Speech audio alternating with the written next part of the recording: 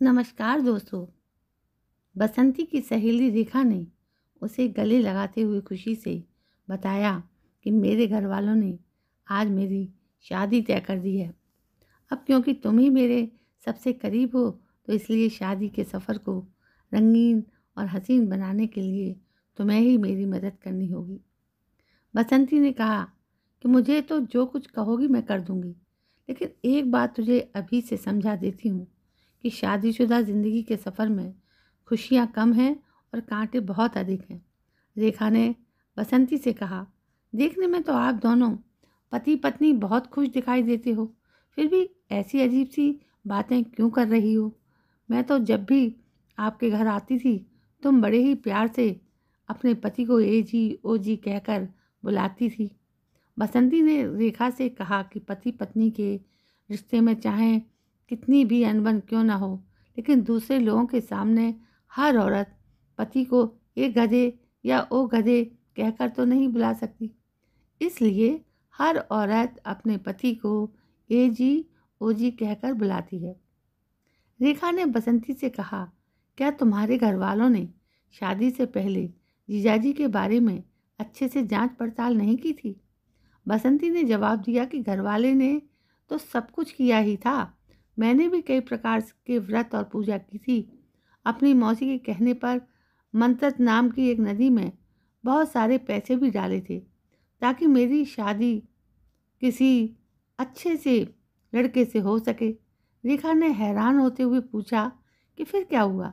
बसंती ने बताया कि जब शादी के बाद मैंने मन्नत नदी से इस बारे में शिकायत की तो मुझे ये जवाब मिला कि जितने पैसे तुमने दिए थे उतने में तो ऐसा ही लड़का मिल सकता है। अभी ये दोनों सहेलियां बातें कर ही रही थी कि बसंती का पति वीरू दारू के नशे में टुन होकर झूमता हुआ घर में घुसा। दरवाजे पर बसंती के हाथ में झाड़ू देखते ही वीरू उससे बोला कि डार्लिंग, क्या बात है, आज अभी तक तुम्हारा काम खत्म नहीं हुआ? अब जल्दी से ये झाड़ू वगैरह छोड़ो और मेरे लिए खाना बना दो, बहुत ज़ोर से भूख लगी है। जैसे ही बसंती रसोई घर में खाना बनाने के लिए गई तो रेखा ने वीरू से कहा कि जीजाजी, मैंने सुना है कि जो लोग शराब पीते हैं उनकी कोई भी दुआ कबूल नहीं होती। वीरू ने नशे में ज़ोर से हंसते हुए कहा कि जिन्हें दारू मिल जाती है उन्हें दुआ की ज़रूरत ही नहीं होती। वैसे आज तुम हमारे घर का रास्ता कैसे भूल गई? रेखा ने मिठाई का डिब्बा वीरू की तरफ बढ़ाते हुए कहा कि आज मेरी सगाई हुई है, उसी की मिठाई आपके लिए लेकर आई थी। वीरू ने रेखा से कहा, अगर सच में अपना जीजा मानती हो तो आज अपने हाथ से मिठाई खिलाओ। रेखा ने वीरू से कहा कि जीजाजी, मैंने तो अभी तक यही देखा है कि एक पत्नी के रहते हुए दूसरी लड़कियों से दोस्ती करना शादीशुदा ज़िंदगी में बहुत बड़ी मुसीबत पैदा कर देता है। दारू के नशे में झूमते हुए वीरू ने जवाब दिया कि काय लोग तो मुसीबत को देखते ही उससे डरकर दूर भागते हैं, जबकि बहादुर लोग ही डटकर मुसीबतों का मुकाबला करते हैं। अभी इन दोनों में बातचीत चल ही रही थी कि बसंती वीरू के लिए खाने की थाली लेकर आई। खाने की थाली को देखते ही वीरू जोर से चिल्लाया कि आज खाना तुम्हारी बूढ़ी मौसी ने बनाया है।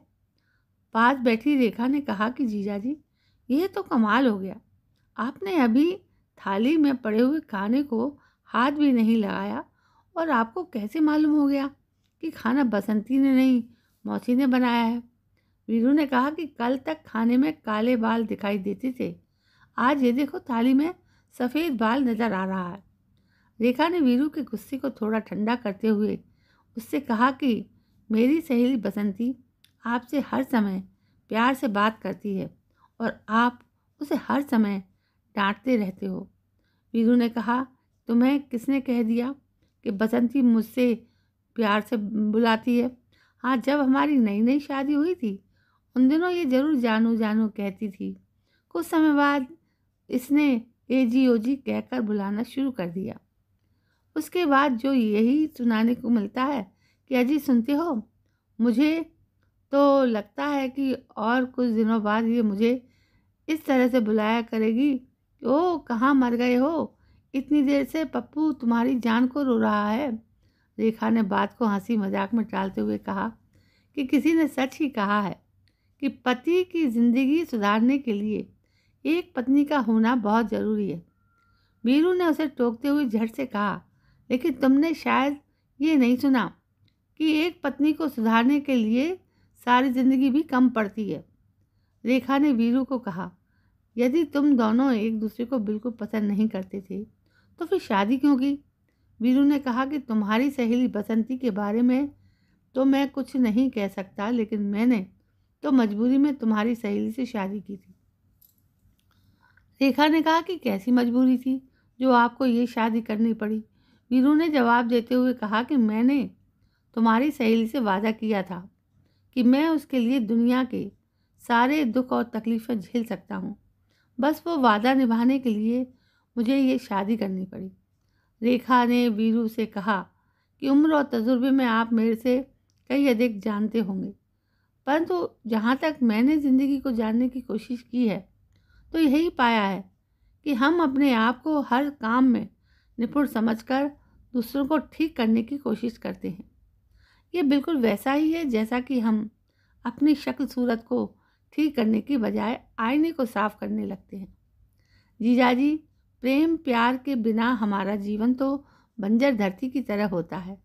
रेखा की बातें सुनकर जॉली अंकल भी वीरू को यही सलाह देते हैं कि यदि आप चाहते हो कि आपकी पत्नी आपको एजी ओजी कहकर ना बुलाए तो फिर आपको अपने जीवन में प्रेम पैदा करना होगा। एक बार जब आप दूसरों के प्रति ईर्ष्या और द्वेष की भावना त्याग देंगे तो फिर आपको सदा ही पत्नी के प्यार भरी आवाज़ ही सुनाई देगी। आपको कभी भी ये नहीं सुनना पड़ेगा कि अजी सुनते हो, कोई भी व्यक्ति कभी पूर्ण नहीं होता और कोई भी हर समय नहीं जीतता। तो दोस्तों, ये थी एक छोटी सी कहानी जो बहुत बड़ी बात कह गई। परिवार में किस तरह से सुख शांति का माहौल बनाए रखना पड़ता है। तो दोस्तों, कैसी लगी आपको ये कहानी? यदि कहानी पसंद आई हो तो प्लीज़ मेरे इस चैनल को सब्सक्राइब करना ना भूलें। कल मैं फिर हाजिर होती हूँ एक नई कहानी को लेकर। तब तक के लिए जय हिंद, वंदे मातरम।